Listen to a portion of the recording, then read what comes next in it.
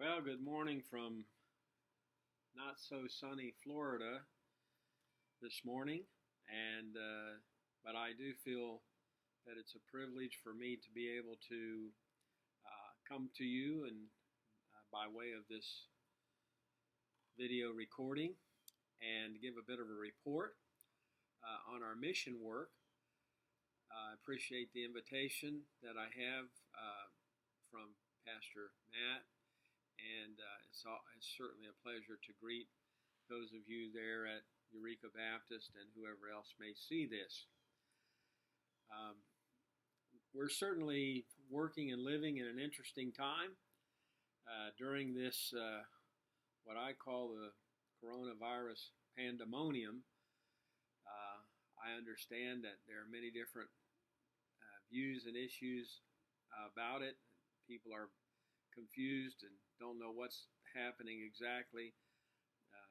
Some have already experienced sickness and perhaps even death in your families, and that's always a tragic thing. Of course, one of the harshest things for us as churches and church leaders is that we have been kept from meeting in our congregations as we would normally be doing. But I'm glad that in this means, at least, we have the opportunity to make communication and in the case of this video, to give a bit of an update on our ministry. Some of you are much more aware of it and parts of it than others, and so it is a blessing. You know, back in March, early March, I was in Guatemala again. I think your church had been with me there a few weeks prior to that.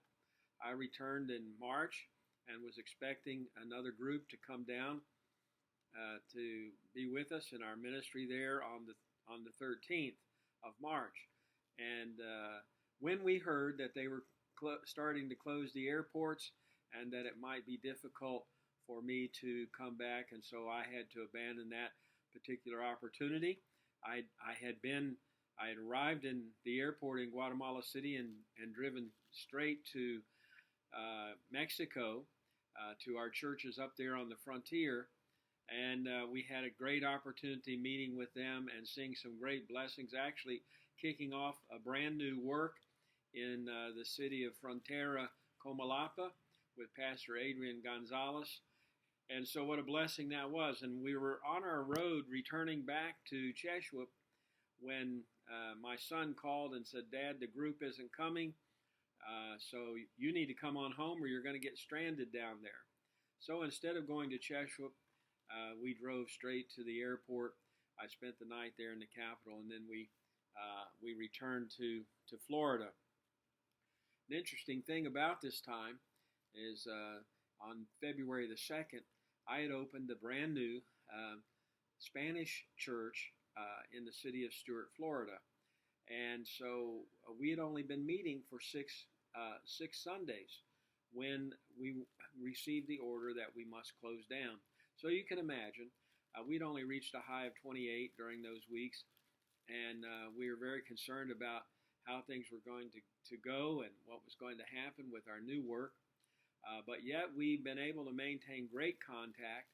And each week, as we've done videos like this with our messages and our Bible studies and different reports and so forth, we have actually seen the list of people interested in our church growing.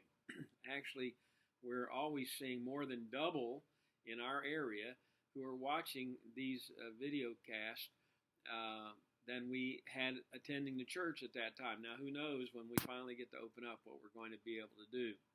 It's also been an extremely interesting time for our national pastors in Guatemala and in Cuba and also in Haiti. I've been in contact with them, many of them, on a daily basis, and all of them weekly, with the exception of several who do not have the ability to make contact with us as readily as others. I began encouraging right away that our pastors there in Guatemala and Haiti and Cuba do the same thing we were doing. Of course, some do not have the, the technology, the equipment, nor the understanding of how to put together some of these things, so it makes it a little bit difficult for them. But immediately, they began sending me videos of short messages that they preached that I was helping them to get out. Another interesting thing about this time, I have as many followers in some of these towns, in Cheshup, and Santo Tomas, and San Bernardino, and in some of the towns in Cuba, as we have here locally. So I've been speaking each week to a number of people in these different places, and believe me, I've been receiving some interesting feedback. Well, they've also been taking my recorded videos that I send to them, and they've been using them in small group settings according to the restrictions in their area. And we've been receiving some really good blessings because of that. So, hey, the devil tries to stop us from doing our work and getting the message out and making the gospel clear. And yet, even though the enemy means it for evil for us, God has used it for good in the case of our churches. And so we're of course, everyone's still concerned. Everyone's waiting and anxious for the return to our assemblies. And we believe that's, of course, the biblical way we're supposed to be operating as churches and in our pastoral ministry. So we continue to wait for that and look forward for that and trust that God will soon bring these things to the culmination that needs to allow us to meet. But on a weekly and bi-weekly basis, we're meeting with our brethren and talking about strategies. Brother Benny in Cheshup is trying to get on the radio station right now so that he can have a greater opportunity of preaching the gospel. Brother Marcos, he's been kind of hunkered down in his bunker. They're very strict there in Santo Tomas. The militia came out and kind of was guarding the roads. Others have had various different experiences. But all in all, we're seeing the mission work go forward and not be closed down as I think some would have thought that it might be. And so we have a long way to go, and we're excited about seeing, and we're making plans for when we can reopen. I've been telling my wife every day or so, hey, there's a flight going out on May 6th, and she said, well, you won't be on that flight, but we're planning for when these next flights. There's nothing leaving from Florida going down there for foreseeable, and of course people are only able to get out of the country with limited opportunities there and special dispensations, you might say. Sorry, Pastor Matt, but we're looking forward to things going streaming ahead, and we appreciate your prayers.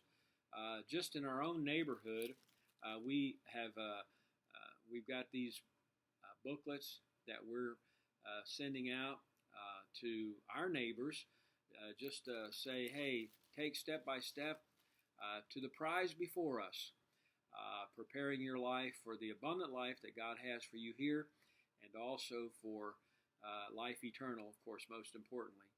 And so pray for us as we do our mission work, as we check our mailbox each day to see how churches are responding to missions during this time.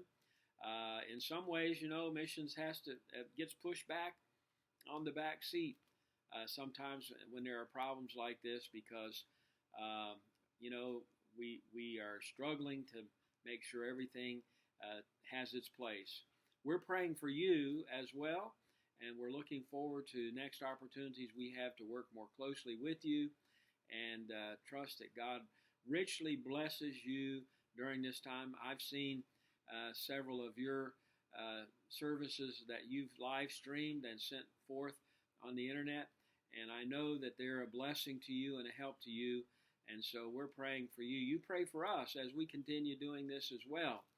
I don't think any of us were necessarily trained in some of these ways, but God is using it to bring out another opportunity for getting the gospel out. So this is Ron Maggard saying God bless you, And thank you for your interest in our ministry.